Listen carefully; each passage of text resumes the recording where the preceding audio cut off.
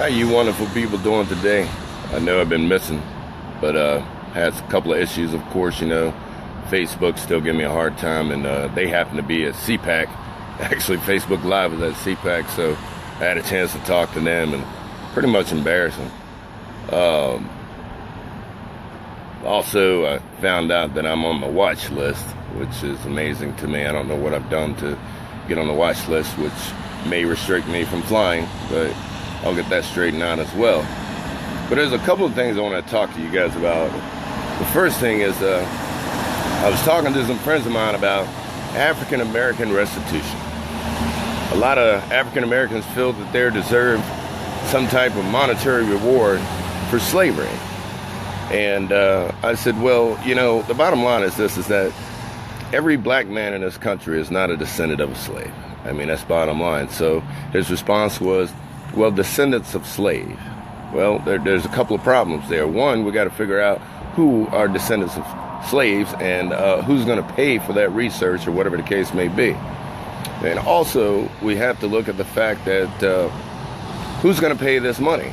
Who's going to pay these descendants of slaves? Because basically, not every white man is a descendant of a slave owner. I mean, Irish, Italian, or whatever. It's mostly European. So we have to do those two things.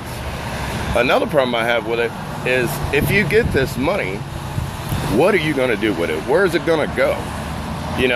Where is it going to go? Me personally, I don't want that money. You know what I'm saying? Money can be given to you, it can be taxed and be taken away from you in ways that you don't even realize.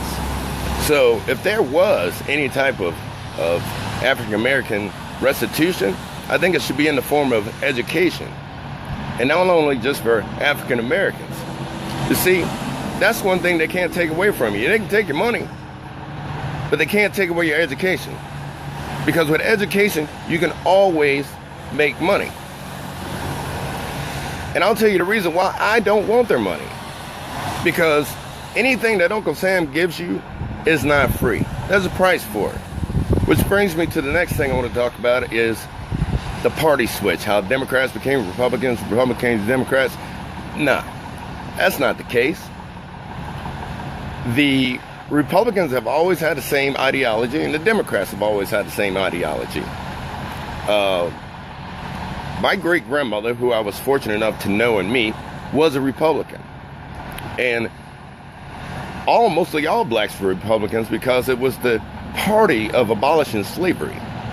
So, but what happened is after the Depression in the 1930s, Roosevelt in 1939 started issuing social programs and giving people free money. Poor whites as well as blacks. So the parties started switching. So then all your big money white guys down in the South during the 80s said, we're tired of them taking our money and giving it to them. So they started switching to the Republican side.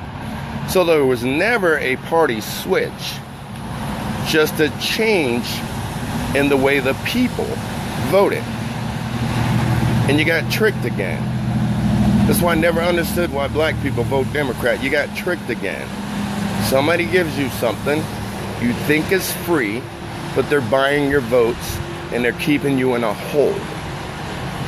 And it goes with a lot of whites out there too, a lot of poor whites. They're giving you something free and they're keeping you in a hole. So don't ask for any money. Ask for education. I'm not a big Bernie supporter, but I do agree with him on that. Education. They can never take that away from you, but they can take your money. Let's see what happens on this watch list. I'm Dion Alexander, American First.